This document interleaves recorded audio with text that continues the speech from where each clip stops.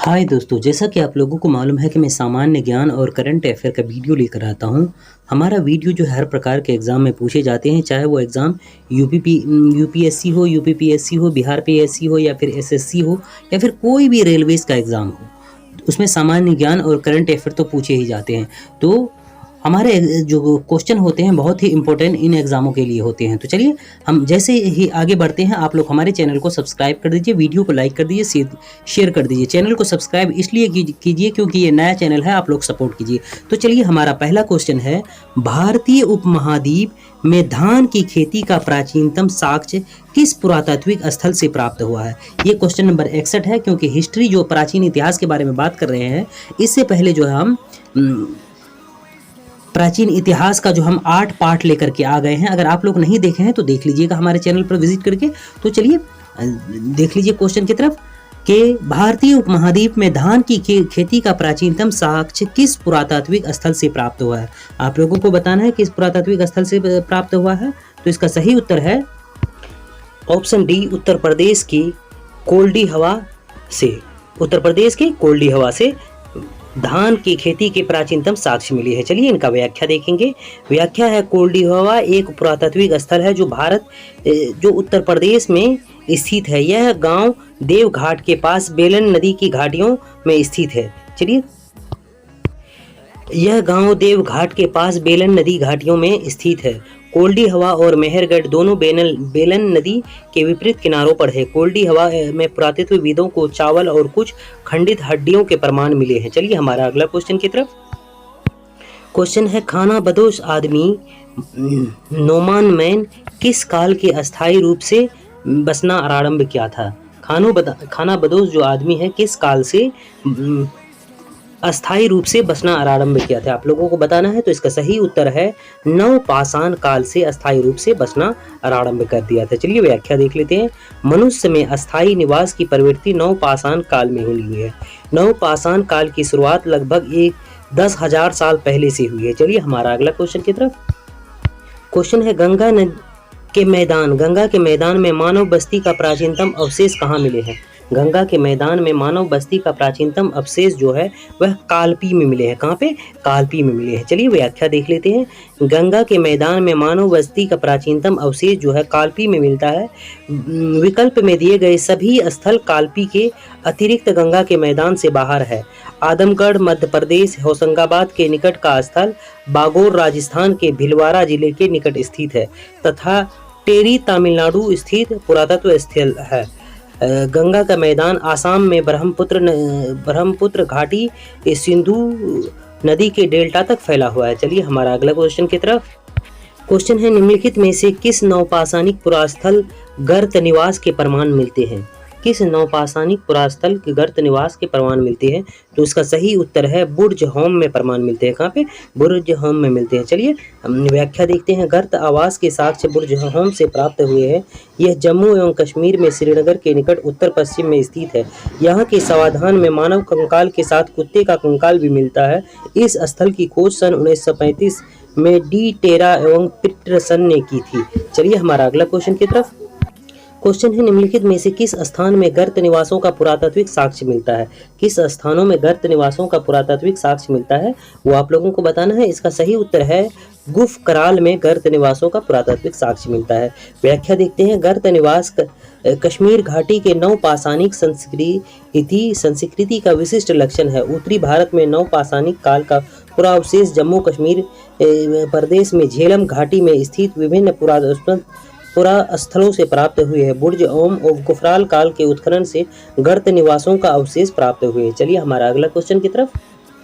Question है, नवपाषाण कालीन गर्त निवासों के अवशेष कहाँ मिले हैं? नवपाषाण कालीन गर्त निवासों के अवशेष कहाँ मिले हैं? तो यहाँ देख लीजिए क्वेश्चन में थोड़ा सा।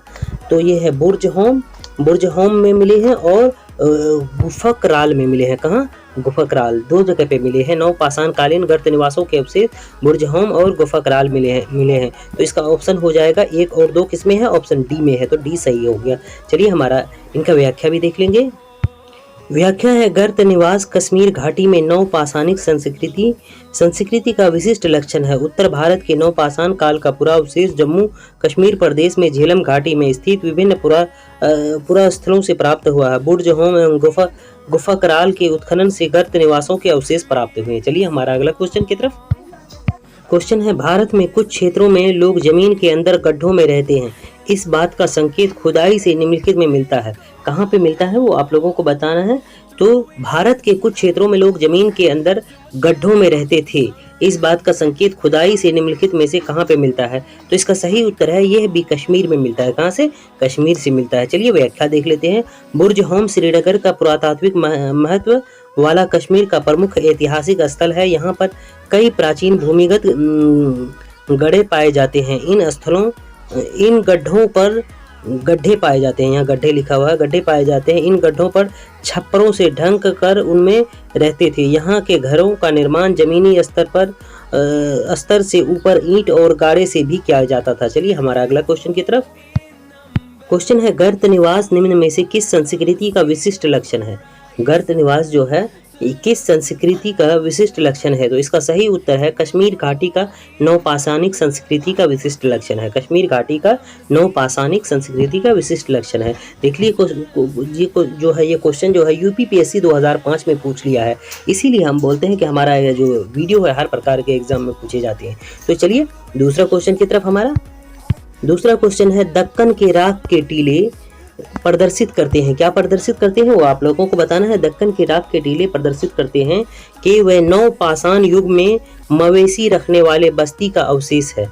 नवपाषाण युग में मवेशी रखने वाले की बस्ती के अवशेष है। चलिए व्याख्या देख लेते हैं। दक्षिण भारत में नवपाषाण काल की अर्थव्यवस्था का मुख्य आधार पशु थे। मवेशियों में भेड़ बकरी का विस्तृत अवशेष तथा अन्य पशुओं की हड्डियां प्राप्त होती है, जिनसे इन पालतू पशुओं के महत्व का संकेत प्राप्त होता है।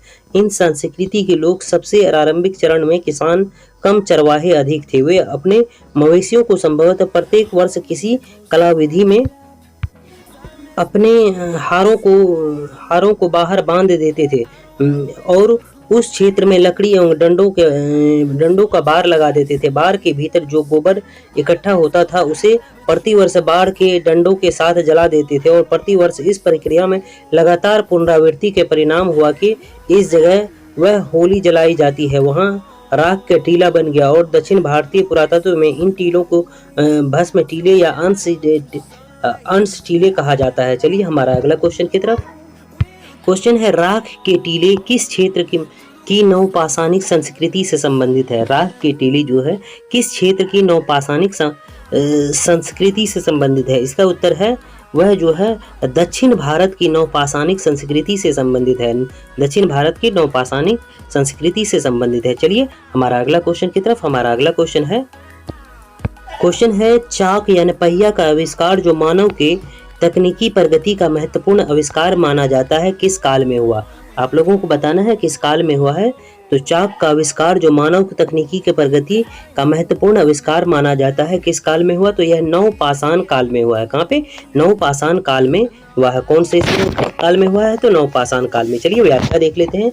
पहिया नवपाषाण काल का एक क्रांतिकारी आविष्कार था जिसने मानव जीवन की धारा को ही बदल दिया। सर्वप्रथम पहिए लकड़ी के बने थे। पहिया का आविष्कार हो जाने से मनुष्य ने चाक पर मिट्टी के सुंदर बर्तन बनाने शुरू कर दिए। चलिए हमारा अगला क्वेश्चन की तरफ।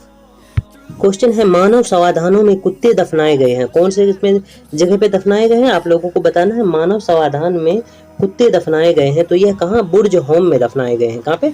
बुर्ज होम में। चलिए व्याख्या देख लेते हैं। कुत्ते के साथ मानव का समाधान का साक्ष्य सबसे पहले नवपाषाण काल के बुर्ज होम यानी कश्मीर से मिले हैं। बुर्ज होम श्रीनगर के पुरातात्विक महत्व वाला कश्मीर का प्रमुख ऐतिहासिक स्थल है। पुरातत्व खुदाई में 3000 ईसा पूर्व और 1000 ईसा पूर्व के बीच सांस्कृतिक महत्व के 4 चरण सामने आए हैं। चलिए हमारा अगला क्वेश्चन की तरफ। क्वेश्चन है मानव समाधान में बकरी दफनाई गई है। कहाँ पे बकरी दफनाई गई है इसका बारे में बताना है। तो मानव समाधान में यानी मानव को जो जब दफनाए जाते थे उसके साथ बकरी को भी साथ में दफनाया जाता है। तो ये कहाँ मिला है? तो ये मेहरगढ़ में मिला है। कहाँ? मेहरगढ़ में मिला है। चलिए व्याख्या देख लेते हैं। मेहरगढ़ में ऐसी कब्रें के साक्ष्य मिले हैं जहां मृतक के साथ उसके पालतू जानवर को भी दफनाया जाता था। मेहरगढ़ में नवपाषाण काल तथा हड़प्पा संस्कृति के भी साक्ष्य मिले हैं। चलिए हमारा अगला क्वेश्चन की तरफ। क्वेश्चन देख लीजिए, इसमें दो कथन है। कथनों को देख करके आप लोगों को बताना है कौन कौन से कथन सही है। पहला कथन है, प्रागैतिहासिक भारत के संदर्भ में अधिकतर कृषि स्थलों में नवपाषाणिक उपकरण भी उपलब्ध हुए थे। दूसरा कथन है, अस्थायी कृषि गतिविधि के लिए आवश्यक था विभिन्न प्रकार के सूक्ष्म असोपकरणों का विकास तथा उपयोग। तो इसमें से देख लीजिए कौन सा कथन सही है।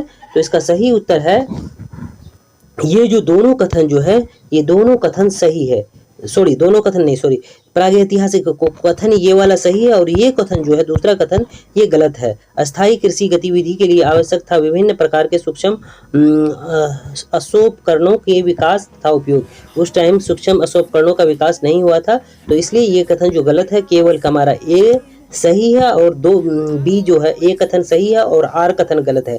देख लीजिए ऑप्शन में कौन सा है, ए कथन सही है और आर कथन गलत है। ऑप्शन सी इसका सही उत्तर हो गया। चलिए इनका व्याख्या देख लेंगे।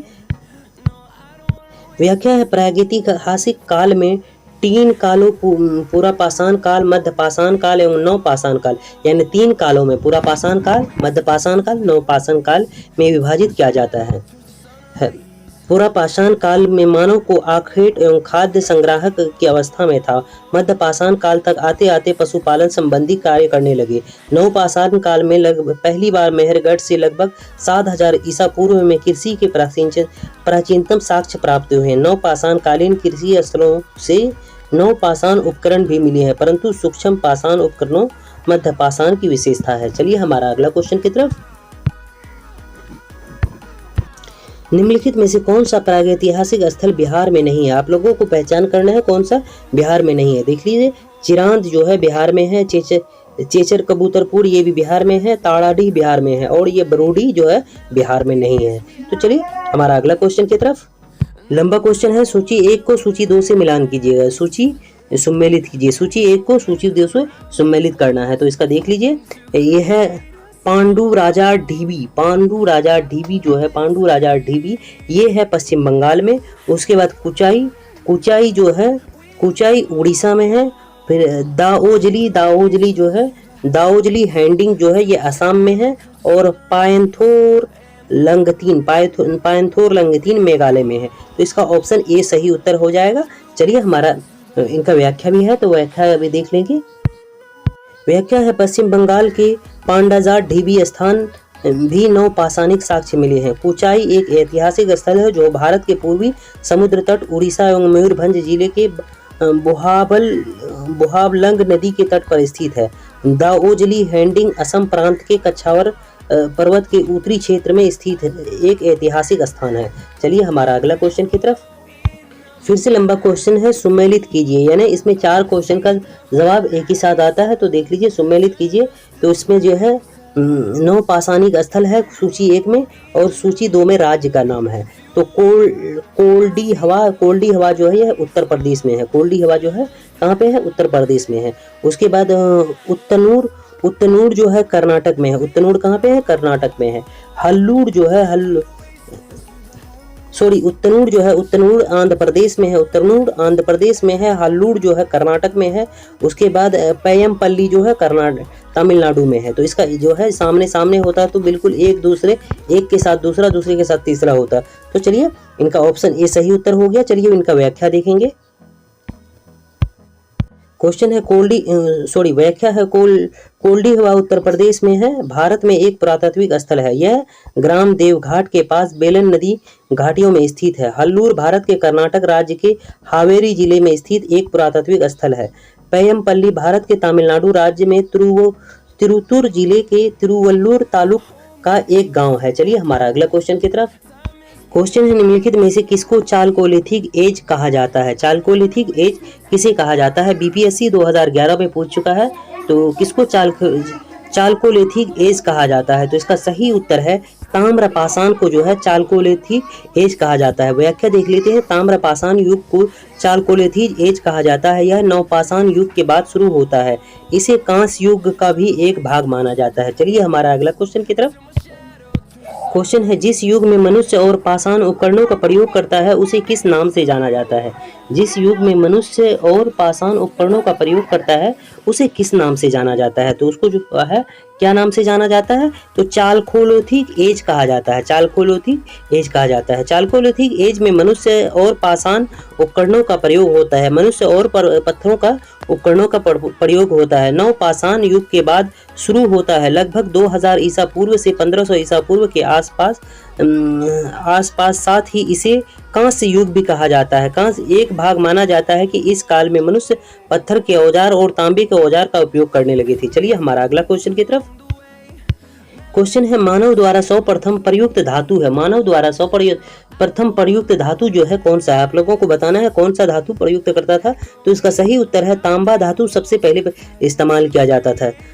कॉपर यानी तांबा मनुष्य द्वारा प्रयुक्त की जाने वाली पहली धातु थी। कॉपर का इस्तेमाल सबसे पहले मनुष्य ने 10,000 वर्ष पहले किया था। चलिए हमारा अगला क्वेश्चन की तरफ। हमारा अगला क्वेश्चन है निम्नलिखित में से कौन सा कथन सही नहीं है? कौन सा कथन सही नहीं है वो आप लोगों को बताना है कौन सा कथन सही नहीं है। तो इसका सही उत्तर है भारत में पूरा पाषाण कालीन की अग्नि का प्रयोग करते थे। भारत में पूरा पाषाण कालीन मानव अग्नि का प्रयोग से परिचित थे। ये जो है सही नहीं है। बाकी दक्षिण भारत में गंटूर एवं कर्नूल में पूरा पाषाण कालीन कब्रें मिली है, सही है। कैमूर एवं मिर्जापुर जिले में पूरा पाषाणिक चित्रशाला मिली है, ये भी सही है। उत्तर भारत में ताम्र युग एवं प्रारंभिक लोह युग की पृथक पहचान की जा सकती है, जबकि दक्षिण भारत में पाषाण युग तुरंत बाद लोह युग प्रारंभ हुआ, ये भी सही है। तो इसका सही उत्तर है जो एक गलत है, ऑप्शन बी गलत है। चलिए व्याख्या देखेंगे। भारत में पूरा पाषाण कालीन मानव अग्नि के प्रयोग से परिचित नहीं थे, इसलिए इस काल का मानव कच्चा मांस या कंदमूल खाता था। दक्षिण भारत के गंटूर एवं कर्नूल जिलों में आंध्र प्रदेश में पूरा पाषाण कालीन की कब्रें मिली है। कैमूर, श्रेणी एवं मिर्जापुर जिलों में पूरा पाषाण कालीन की चित्रकला का साक्ष्य मिले हैं। उत्तर भारत के ताम्र युग तथा आरंभिक लोह युग की पहचान की जा सकती है, यद्यपि दक्षिण भारत में लोह युग का तुरंत बाद आरंभ होता है। चलिए हमारा अगला क्वेश्चन की तरफ। लंबा क्वेश्चन है, सम्मिलित कीजिए। सूची 1 को सूची 2 से सम्मिलित करना है। तो देख लीजिए, पूरा पाषाण काल जो है, पूरा पाषाण काल ये आखेट व खाद्य संग्राहक है। मध्य पाषाण काल जो है आखेट व पशुपालक है। नव पाषाण काल जो है आखेट व खाद्य उत्पादक है। ताम्र का पाषाण काल जो है कृषक है। चलिए इनका ऑप्शन ए सही उत्तर हो गया। अब इनका व्याख्या देख लेंगे। व्याख्या है, पूरा पाषाण काल आखेट व खाद्य संग्राहक, मध्य पाषाण काल आखेट व पशुपालक, नव पाषाण काल खाद्य उत्पादक, ताम्र पाषाण काल कृषक। चलिए दूसरा क्वेश्चन की तरफ हमारा। सम्मिलित कीजिए यानी सूची 1 को सूची 2 से मिलाना है। तो सूची 1 को जो है सूची 2 से मिलाना है। तो देख लीजिए, पूरा पाषाण काल जो है, पूरा पाषाण काल ये है शैलाश्रय अधिवास है। मध्य पाषाण काल जो है नदी तट आवास पर है। और नव पाषाण काल जो है गर्त आवास था। ताम्र पाषाण काल एवं कच्चे एवं पक्के मकान है ताम्र पाषाण काल में। चलिए इनका ऑप्शन ए हो जाएगा। इनका भी व्याख्या देख लेते हैं। इस क्वेश्चन का व्याख्या इतना सही था, देख लीजिए, पूरा पाषाण काल इसमें दिया हुआ है, इसी तरह से है और कुछ नहीं। और ए का 1 होगा, बी का 2 होगा, सी का 3 होगा और डी का 4 होगा। चलिए हमारा अगला क्वेश्चन की तरफ। फिर से सूची 1 को सूची 2 से सम्मिलित करना है। ये देखिए, पहले स्थल का नाम है, उसके बाद संस्कृति है। अतीरपक्रम जो है, अतीरपक्रम पूरा पाषाण की संस्कृति है। उसके बाद चोपनी मांडो है जो है मध्य पाषाण की संस्कृति है। उसके बाद कल्ली जो है प्राग हड़प्पा की संस्कृति है। इमाम गांव ताम्र पाषाण की संस्कृति है। चलिए इसका भी ऑप्शन ए हो जाएगा। यूपीएससी 2008 में पूछ चुका है। इस तरह के क्वेश्चन जो है लंबा क्वेश्चन यूपीएससी में ही पूछे जाते हैं। चलिए हमारा अगला क्वेश्चन और इस वीडियो क्लासेस का अंतिम क्वेश्चन। अगर अभी तक हमारे चैनल को सब्सक्राइब नहीं किए हैं तो सब्सक्राइब कर दीजिए, वीडियो को लाइक कीजिए, साथ ही शेयर कीजिए। नया चैनल है, आप लोग सपोर्ट कीजिए। चलिए हमारा अंतिम क्वेश्चन की तरफ। भौगोलिक दृष्टि से सिंधु कालीन स्थल क्रमशः है। भौगोलिक दृष्टि से सिंधु कालीन स्थल क्रमशः है। कौन कौन से हैं वो आप लोगों को बताना है। तो इसका सही उत्तर है मेहरगढ़ है, कालीबंगा है, कोटदीजी है और सुतकोटदा है। कौन कौन? ऑप्शन बी हो गया, मेहरगढ़, कालीबंगा, कोटदीजी और सुतकोटदा। चलिए ये हमारा अंतिम क्वेश्चन था। हमारा वीडियो कैसा लगा? वीडियो अगर अच्छा लगे तो वीडियो को लाइक कीजिएगा, चैनल को सब्सक्राइब कीजिएगा, साथ ही शेयर कीजिएगा। चलिए अब इंट्रो में मिलते हैं। हाय दोस्तों, मैं नासिक आप सबों को मालूम है कि मैं करंट अफेयर और सामान्य ज्ञान से संबंधित वीडियो लेकर आता हूँ। अगर मेरा वीडियो थोड़ी सी भी आरामदायक लगे तो आप मेरे वीडियो को लाइक करें, चैनल को सब्सक्राइब करें और वीडियो को शेयर करें।